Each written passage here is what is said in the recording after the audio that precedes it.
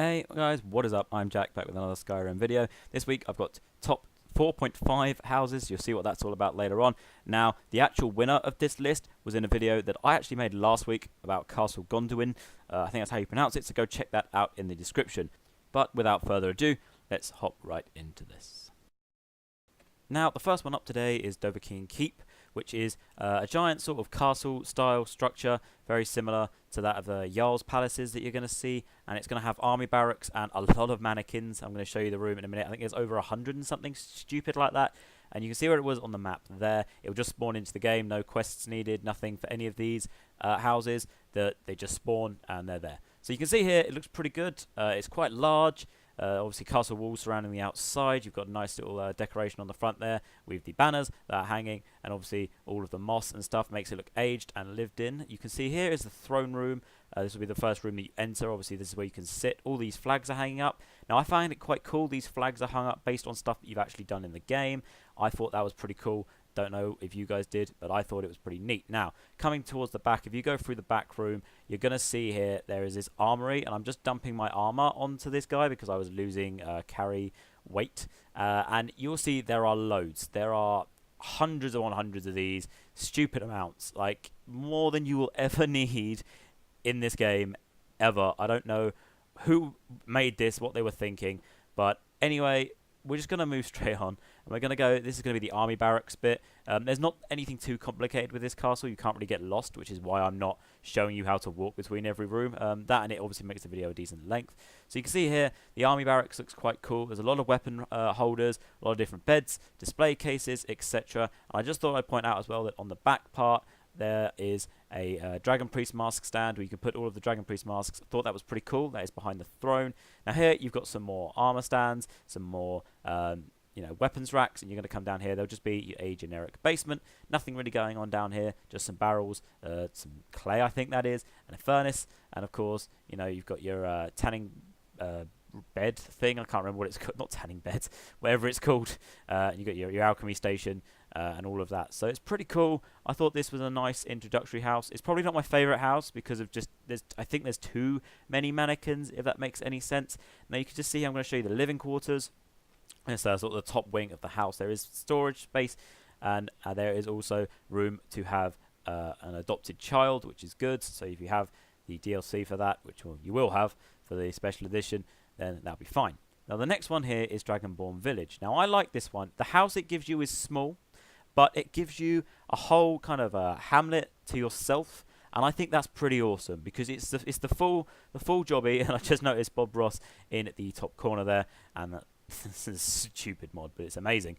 And yeah, it gives you these fully fleshed out NPCs, all with their own lines of dialogue.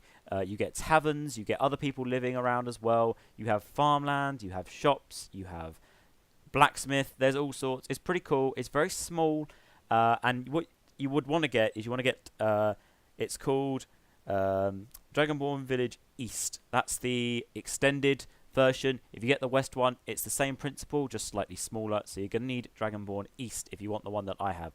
Now you can see here, the house it gives you is actually surprisingly large in some aspects. You've got a whole bit downstairs to practice and to smith. You've got 2 beds, so you could technically have 2 adopted children if you have the mod for that. I think that's pretty cool. Obviously, your bed up here is nothing too fancy, nothing like the other ones where, there's drapes and all of that sort of stuff hanging everywhere. It's kind of rustic, kind of just in the middle of nowhere, but I thought it was cool. I thought it's cool being able to have your own little hamlet, and I will show you here. This is one of the inns, well, in fact, it is the inn that it gives you, just a generic inn, and this guy scared the shit out of me because he started talking as I saw him, and I really was not expecting it, so I jump a little bit, and I'm like, what are you doing? Get out of my face, weird lizard man.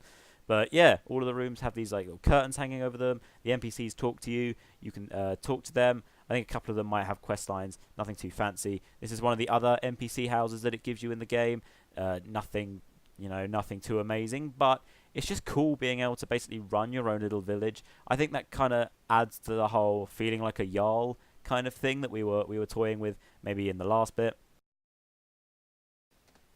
Now, up next we have Dawnstead, and I'm going to fast forward through this because I realised the footage that I recorded was quite long, and it didn't really need to be. This is quite a simple house. It's going to be embedded in these rocks here, nearby where the Dark Brotherhood Sanctuary is, and you'll see that it's quite dank and it's quite dark, and it adds a really sort of spooky element. There's these dragon spirits you'll see in a minute that fly around all over the place. They appear from time to time. I'm lucky I managed to catch one on recording. You can see it up there in the top left. And it looks nice. The whole thing looks really well decorated. Obviously, you've got all of your shrines here. You've got loads of places to store weapons, armor, and etc. And it's just cool for someone who just wants to be a bit of a recluse, who wants to be out of the way, who doesn't want to be noticed. And it's kind of just cool. It's quite cool. I really like the aesthetic of this place.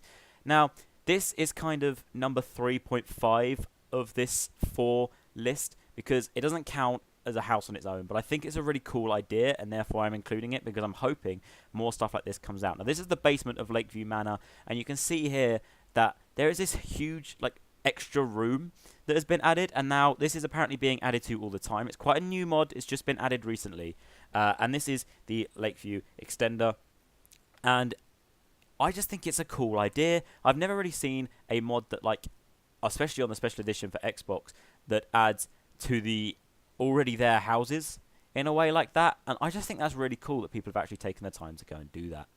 Now, last but certainly not least, this is my favourite one so far on this video, is Firelight Drift. You can see where it was there on the map, and I love this house. This house is great. The aesthetics are lovely. The grounds that it gives you are gorgeous. There's grass everywhere, very lush, very textured, very nice. There's lakes. There's like you've got a little pond area. There's places where you can farm. You've got a smithing area. You have your own horses and cows, I think, and a goat for no reason. There's just a goat there, and I really love how this place is just out of the way. It's like almost like, you know, retired Dragonborn gone to live in the wilderness somewhere. Now, the house is locked and requires a key. I'm going to show you where you pick that key up now. It's going to be down by the lake. You're going to need to head like to the bottom of the lake.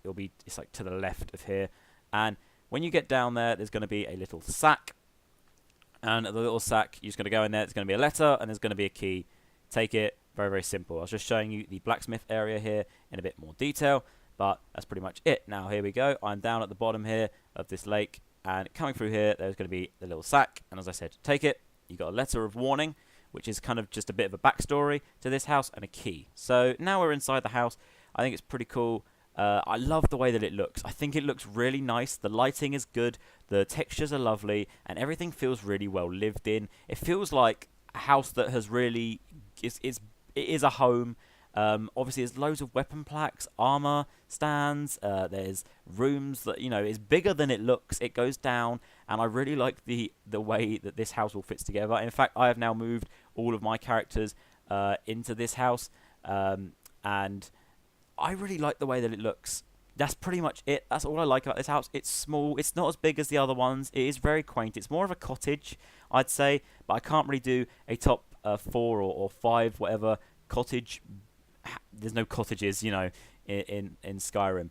Now, I'm just going to keep wandering around the house and briefly explain to you, this was going to be a top 5, and I've cut it short by 1 because in a video that I did last week, I actually found Castle Gonduin to be too big a house to include in this video. It just dominated the entire video. So there will be a link in the description for that video, and you guys can go and watch it. That is the number 1 spot, but for this video, this is the number 1 spot because I couldn't, you know, have a video 15 minutes long. That's not what I like to do. I like to keep them as short as I can. The only problem I will say is that these weapons racks do glitch out a little bit, but we've seen that before. Hopefully, you know, there will be a fix for that, or hopefully the creator will fix it. Now, there is actually a fully working bathroom.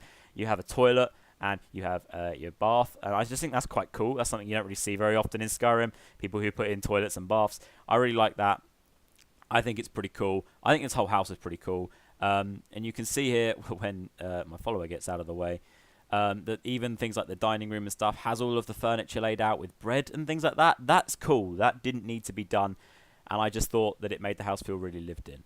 So there you go. That's my top 4.5 picks. I hope you guys liked this video. If you do, then let us know. And subscribe, because I do Skyrim updates every week, sometimes every other week.